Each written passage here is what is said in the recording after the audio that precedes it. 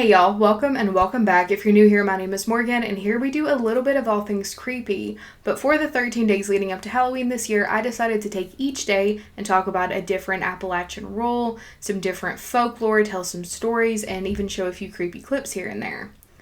Welcome officially to day 10. We are almost done with this series, and it actually makes me very sad because it's probably my favorite thing that I have ever done for the Halloween season. Today we're going to be talking all about what to do, what's happening, and some true stories of when nature goes silent in the Appalachian Mountains. It is as terrifying as it sounds every single time. And I even have a few clips from myself and TikTok kind of showing you what that means, what that's like. So I'll insert those right here.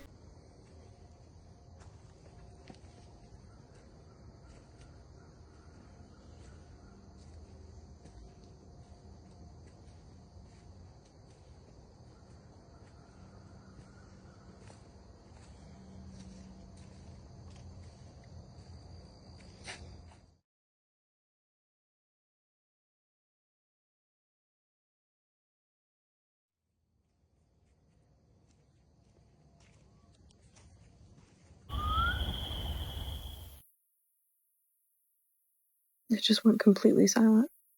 Like you saw in those clips, I don't mean that you heard a frog making a noise for 20 minutes and it suddenly stops, or a bird stops chirping. No, I mean everything stops, including the wind. Everything is still and silent. If you are one of the ones to be unlucky enough to experience this, my best piece of advice is for you to get out of that area, because even if you do not believe in the folklore at all, if nature goes silent, that means some sort of predator is out there, so it could be an animal that could hurt you. You need to calmly leave. Never run, calmly leave. Something else that happens, especially at nighttime, whenever nature goes silent, sometimes the electronics and anything involving a battery that you have on you will get drained. This happens in the daytime too, but also accompanying that is the sudden darkness that we've talked about a few days before, where there's not a cloud in the sky, but suddenly everything is dark. But anyways, let me read you guys some terrifying stories dealing with this exact situation. So the first story actually does not take place in Appalachia, it takes place in Arkansas, but what do we say?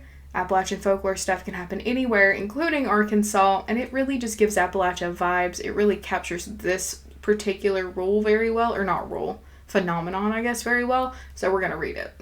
Because of your videos, I have finally decided to tell my own story. Now, I'm not gonna say my real name, but for the purpose of this video, you can call me Cherry. I'm going to be telling you about a couple of stories that happened to me while I was younger. One of them was really long, and the other two are kind of short. I'm telling you this because other than the people who are with me at these instances, no matter how many people I tell or ask about what this could be, call me a liar. They tell me I need to go to psychiatric care facilities, so I quit telling people. Well, here we go. As far as I can remember, I've always been able to see things. Mostly it's people, and I hear things as well. Mainly my name, but let's start at the beginning. When I was a child, I used to live anywhere between Denver and Aurora, Colorado. I think I was 2 or 3, so I don't remember everything very well. But from the videos and stuff that family members have told me who were there, as well as I remember the majority of it. At the time, we lived in a house. It was a 2-story house with an attic, and the house used to growl. I'm not talking about, oh, maybe it was a dog. I'm talking about the whole entire house would growl so bad that the house would shake anyone tried to go in it. I would also disappear in this house, and they would send me in my crib, or in a playpen, and I would disappear for hours. They would find me in the attic, no idea how I got there, and I don't remember any of that. They would always find me in that attic, though, and one day we were in the house watching TV, and little muddy footprints, like baby-sized, appeared. They were all over the floor and went up the wall, and then disappeared again. I think that was enough for my mother and grandmother. They ended up calling a medicine woman, we're Southern Cherokee, to take a look at the house. While she was looking around, she found some gemstones that were buried. I'm not exactly sure what they were, I just remember that they were beautiful. They were green, and they glowed. It turns out that a witch used to live in the house, from what we can gather. They think she cursed the house, so no one else could live in it. One day there was an incident, no one will tell me what happened, but that was enough for my mom, and we packed up and moved. Unfortunately, the medicine woman passed 2 weeks after going into that house. That's all I know. I'm in my 30s now, and my mother still refuses to tell me what that incident was. Fast forward a bit, now I'm 13, living in a town called Green Forest, population maybe 1,000 at the time. It was the early 2000s. Me and my friends were out running around at midnight on Halloween. We decided it was a good idea to go to a cemetery and play hide and seek. Stupid. I know, but back then we didn't know anything about respecting the dead, and boy did we regret it later. By the time 3 o'clock rolled around, some more of our friends came, and one of them had a Ouija board. Now you had to remember none of us had the internet. We didn't know anything about Ouija boards, or did we believe in them, so we messed around. I don't believe we said goodbye at all. We were smoking and having a bit of laughs, leaving the Ouija board on the grave headstones. We stopped using it and I was going to start playing hide and seek again when the Ouija board and the planchette flew off the headstone. As I mentioned earlier, we lived in a small town that was basically out in the middle of the woods, so you heard crickets. You could hear cicadas and you could hear bullfrogs, just everything that you could hear in nature. But after that board went flying, everything went quiet. The wind stopped, the animals stopped, everything stopped. I got the most terrifying chill down my spine. I don't know what was out there. I thought it was a ghost, but I could feel it watching me after that. We decided to pack up and go home, leaving the Ouija board in the cemetery until the next morning. That next morning, I would find the Ouija board in my room under my bed. I was so scared. My best friend who stayed the night with me was so scared. She peed herself, and let me tell you, I had to try everything to get rid of this board. I threw it in the river. It was on my bed. The next day, I burned it to ash, and then it was in my living room on the coffee table. I threw it in a dumpster, and it ended up at my best friend's house. We just thought it was someone playing tricks on us at first, but I don't know how we were 13 and none of us had any kind of money. Finally, after trying to get rid of it a few more times, another one of my friends saw it and thought it was neat and asked if she could take it. I told her if you take it, you can have it, and it finally left us alone. That was a Ouija board story mixed into that one. Okay, I see you. I'm terrified, but I see you. Alright, next story. My dad owns a farm near the woods. It's quite a place. No one lives there. Me and my dad and his side of the family used to go down there a lot to have campfires and other things, but one night I swore to never go back. I'm native, but I've never been really taught about windy boys and fleshy boys, but let's just skip to the story. It was getting pretty dark at the farm, and my dad and the others were in a small house next to it. We don't live in it, it's just there for parties. Me and my cousins got pretty bored, and we stupidly decided to go for a walk in the woods at night. My dad gave us these bright orange jackets so anybody that may be hunting at the time wouldn't think we were deer. As we started walking into the woods, we followed the rock path down the trail. As we're walking, chirps and the sounds of the woods got very quiet, so we looked at each other, shrugging it off, thinking nothing of it. We continued walking until we heard shuffling, then our names being called, but it didn't sound human. It sounded like it was off of a recording. It was distant again. We thought it was just our minds playing tricks on us since it was kind of scary at that time. We continue walking. We get into the field where we had tall weeds, and we hear something move in it before we could think again. We heard something very distant crying. We booted out of there knowing something was off. We continued to run till we got back to the farm. Oh, you had every bad sound that you could hear, you heard. Ew. Maybe we just don't walk in the woods at night. Alright, next story. I'm from Ohio and have a couple of stories I'd like to share with you. One is relatively creepy in my opinion, but that's because it happened to me, and the other's kind of cute. We'll start with the wholesome and cute one first. Today I watched quite a few of your videos and happened to come across one called George the Friendly Ghost. Ever since I was a kid, I knew my mom's house was haunted. My mom is clairvoyant, which is what I think it's called when you can actively see ghosts. Anytime something weird or unexpected would happen in our house, she would just say, "Oh, it's George." Well, one day I saw him. He appeared as an older, maybe mid-40s, early 50s man, suspenders, clean shoes, and a tie. He waved and smiled and then walked away. When I went to follow him, I realized that he had just vanished. When I asked my mom who the guy in the suspenders was, she said, "Oh, it's George." After some time, I just accepted that my mom's house was haunted. I put haunted in quotes because we never got physically harmed or necessarily scared. We live in a ranch-style home, so it's all single-leveled, and then we have an attic and a crawl space, but it's never been used before. Sometimes between 2 and 5 in the morning, we would hear a thunk in the middle of the hallway. It's a gap in the flooring due to where the crawl space is. You can usually only hear that if you're walking really fast or running. We can hear children laughing and even catch an apparition every now and again. My mom has told me time and time again that it's little kids playing, being nosy, or it's George checking on the house. My mom also calls George our guardian, and the next story I'm about to tell you will show you why she calls him that. So sometime last fall or winter, all I remember is that it was cold. I, of 23, had heard what sounded like a wounded dog outside of my window. I looked out at it and couldn't see anything. It was pretty late outside and there definitely wasn't any sort of snow on the ground. Thinking that someone had left one of their dogs outside, I went outside to start to call. I whistled and got smooches, trying to get my dogs to come in. Nothing, but it sounded like it was getting further away. I went inside and put on my shoes and started to walk down the main driveway. It's a little less than a quarter of a mile long. And then I went down the street, still whistling and everything else. Now the thing to take into mind is the house across the street from my mom's house has woods behind it, and it's about a mile deep, I guess you could say. The sound went into the woods, and then everything went silent. When I realized that, I turned around and jogged back to my mother's house.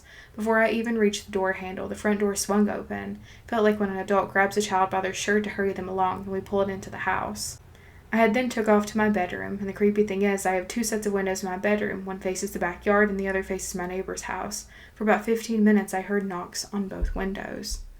Now this is where I believe that our friendly spirit George is a guardian.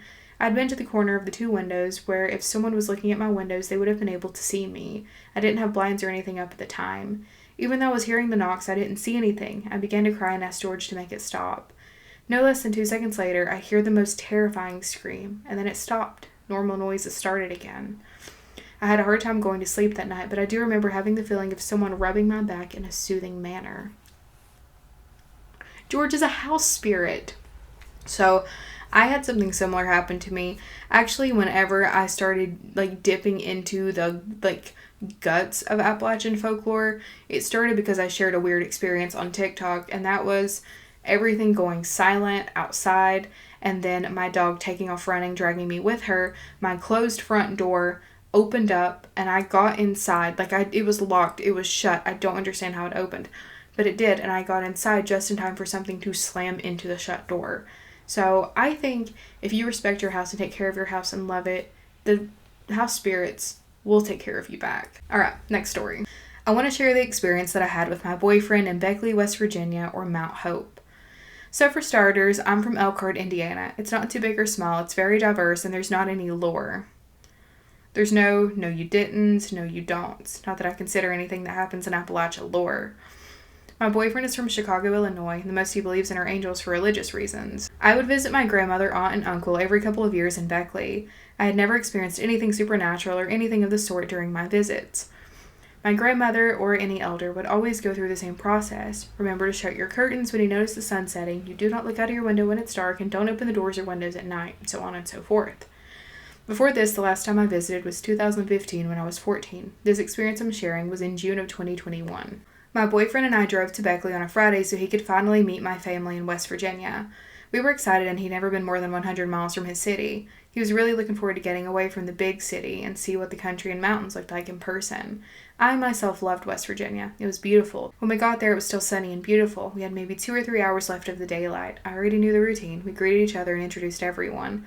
Literally, the first thing out of my grandmother's mouth was, "Okay, baby, we're having a bonfire tonight. We're going to be at Uncle Ricky's. Did you tell him the rules?" Which I didn't, because again, nothing has ever happened to me, so I didn't really believe it. I told her no, and she smacked her lips at me. Then she said, "Don't send the city boy out here in the holler and let him get got. Now listen here, baby." Then she told him pretty much the same things everyone's told. Close the curtain if one's open at night. Don't look outside, and if you hear your name being called and you're alone, don't respond. Don't look into the woods. He laughed it off, and I can tell he's not taking it seriously. At the time, I really didn't either. So, fast forward, we're at the bonfire. There's 12 people, including my boyfriend and I. It's pitch black out. In every direction you look, you're surrounded by mountains and forests. We're in an unfenced backyard, and it's barely lit up by the fire. The house sits on roughly 2 acres of land with a couple of houses to the left and a church to the right with a giant cross that's lit up. There's one unpaved road that runs through the holler, and the rest is mountains. My boyfriend and I wanted to sneak away from everyone to just have a tiny bit of alone time to talk and see how he's feeling and getting along with everyone. We walk around the right side of the house and sit on the little wooden love seat swing. We're facing the church at this point, and there's nobody around us. We're just talking about everything, and he's looking around thinking it's peaceful. Then it got super silent. I got goosebumps everywhere. Keep in mind it might have been nighttime, but it was super humid and still tipping off at 78 degrees by 11 p.m. There was no wind or anything, just still. My boyfriend and I jumped up because we heard someone whisper between our heads, "Right there."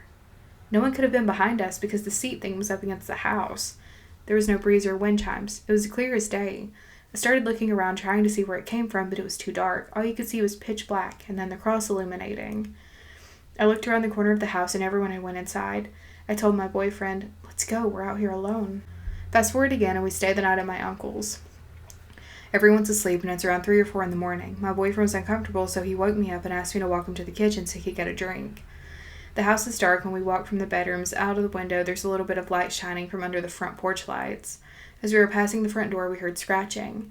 I shrugged it off as a stray cat or a raccoon. Then we started to make conversation about what we were going to do later that day, but the scratching got louder and more aggressive. My boyfriend started walking to the windows to look outside on the porch, but it stopped as he approached. I told him, "Don't open that blind." I was getting sketched out. Everything since my grandmother always said stuff like this happens and to ignore it no matter what. I felt like a horror film. Instead of looking out, he flicked the switch on. He made the porch light turn on and off a few times, and it stayed silent for a moment. Then as soon as he started walking away, it was like it stopped scratching and started clawing, like it was trying to claw its way in. My grandmother came out of the room she was in, which was closest to the kitchen, and heard the scratching. She walked over to us calmly and shut the lights off. I tried to tell her what it was, and she shushed me. She said, "Just go to bed, baby. Just turn on your TV and ignore it." As we made our way back to the room, we passed the living room window, and I swear I could see a shadow of a child run past. It's terrifying. That was haunting. Oh my god. Okay. Alright, I think we got time to read one more story. This story is from the western side of Pennsylvania, and basically me and my brother were talking one day, and he told me about what he experienced at his friend's house. My brother and his friends went outside, and I've already read this. No, I haven't. My brother and his friends went outside to this broken down camper on the friend's property for a smoke. They lit up their cigarettes. When they did, they heard this loud scream from the woods. It surrounded his friend's house. It sounded close. Everything went quiet. They brushed it off. 5 minutes later, my brother and his friend heard someone running through the woods. It was coming towards their direction. They grabbed all their stuff and ran back into the house as fast as possible. As soon as they went inside, they went to his friend's room. They were talking about what it could have been. After a few minutes, they were just on their phones. My ring light died. We're gonna finish this in darkness. Do you guys want a candle? Do you need like an ambiance candle? I kinda love it. Okay. Suddenly, something like a tiny stone was thrown at the window. My brother looked and saw nothing. He obviously brushed it off, and they went back to doing nothing. Then there was another tap, and another stone hit the window. My brother opened the window. The flashlight was on, and he was looking, and he saw something run by fast. He immediately ran down to the front door and locked it while his friend locked the window. It's always haunted him. Okay, this is kind of everything. Also, it's a fake flame. Do I need to tell you guys that? Okay. Anyways, thank you guys so much for hanging out with me. Sorry about the everything about yesterday and today's videos. I'm trying my best here. But, hope you guys have a fantastic day, and I will see you tomorrow, where our topic is why you shouldn't run if you're chased in the woods, and what happens if you do run. And I have quite a few stories because I'm a runner, I'm a track star. Anyways, thank you guys so much, and I will see you then.